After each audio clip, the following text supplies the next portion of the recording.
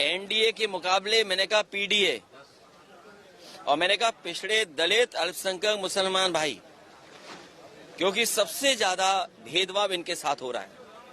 मैंने किसी को एक्सक्लूड नहीं किया है, सबको शामिल करते हुए कहा और कहा कि 80 हराओ भाजपा हटाओ।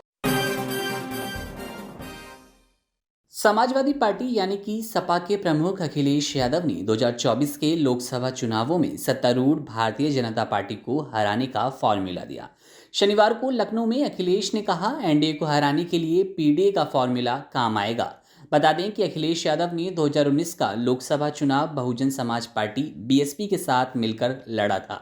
हालांकि चुनाव के तुरंत बाद यह गठबंधन टूट गया।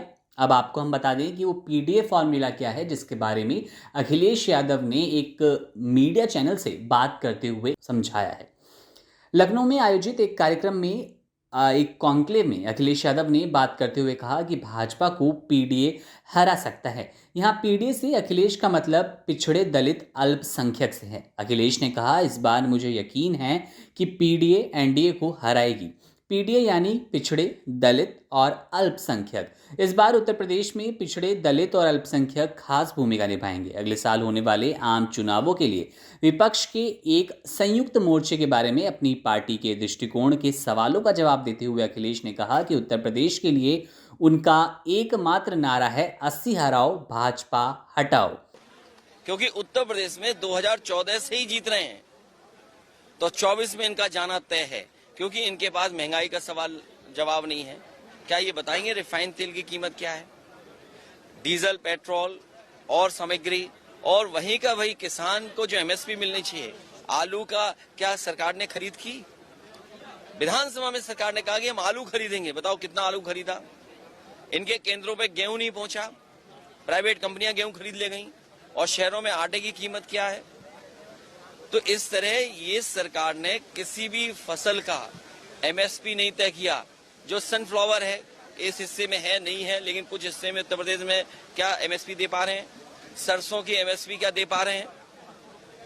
तो ये सरकार जो किसानों को लाभ नहीं दे पा रही, वो सपना दिखा रही थी किसानों की आय दोगुनी होगी। उन्होंने कहा, मैं चाहता हूं कि दूसरे बड़े दल के साथ समाजवादी पार्टी के साथ आएं और यकीन दिलाता हूं कि 80 की 80 सीटों पर हमारी जीत होगी। ज़रूरी यह है कि दूसरे बड़े दल जो हैं वो एकजुटता के साथ समाजवादी पार्टी के साथ आएं और हम इस विराट जीत को हासिल करें। इससे पहले भी हमने कई दलों के साथ मिलकर चुनाव लड़ा और उसके परिणाम भी सामने आए।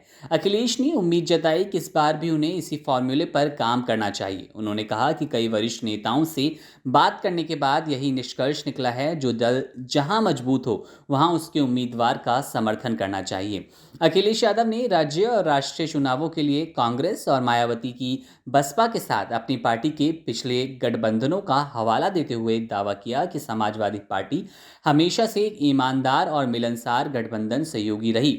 उन्होंने कहा, सपा जहां भी गठबंधन में रही, आपने हमें सीटों को लेकर लड़ने की बात नहीं सुनी होगी।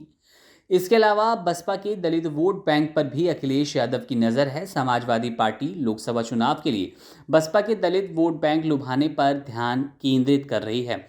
सपा अध्यक्ष अखिलेश यादव ने 3 अप्रैल को रायबरेली के मान्यवर कांशीराम महाविद्यालय में बसपा संस्थापक कांशीराम की प्रतिमा का अनावरण किया था।